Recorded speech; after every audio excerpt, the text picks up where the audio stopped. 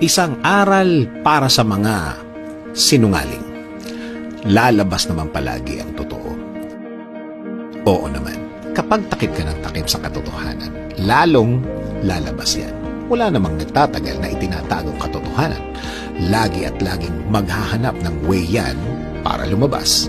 Ang masakit dyan, lalabas yan sa oras na hindi mo ini-expect. Yung oras na hindi ka nakabantay. Yung wala kang kaalam-alam. Natutulog ka. Pinag-uusapan na nila ang kasinungalingang pinaggagawa mo. Mga kasinungalingang gawa-gawa mo lang. Mga kasinungalingang mumultuhin ka.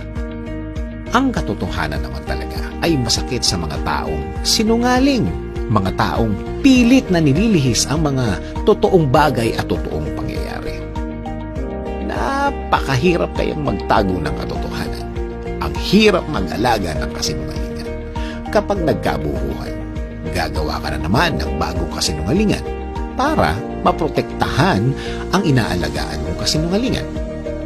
Darating ang panahon, patong-patong na ang mga kasinungalingang ginawa mo na mismong ikaw, hindi mo na alam kung ano ang katotohanan. Hindi mo na alam ihiwalay ang totoo sa hindi totoo. Kung minsan, kung sino pa nakakaalam ng katotohanan, doon ka pa galit na galit. Binabantayan mo sila na parang sila ang nagkakalat ng kasinungalingan. Ikaw itong patong ng kung ano-ano.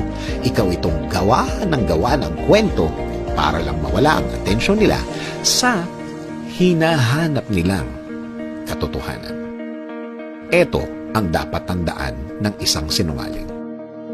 Kahit ano pang kasinungalingan ang itakip mo sa katotohanan, hinding-hindi mo mababago ang totoo. Kahit ano pang mga salita na gawin mo, it will never change the truth.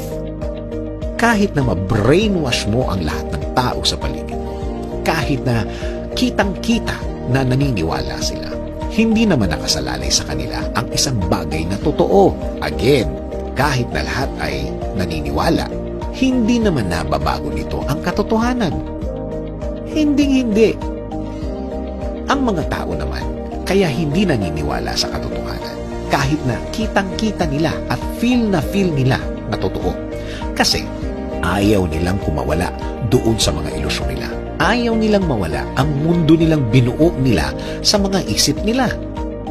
Kapag may nagsabi ng isang katotohanan sa iyo at nasaktan ka, isa lang ang ibig sabihin nito: napapaligiran ka ng mga sinungaling. Alam mo ba kung ano ang meaning ng stupid? Masaktan na ang masaktan. Nakikita mo na ang katotohanan. Alam mo na ang katotohanan. May nagsabi na sa iyo ng katotohanan.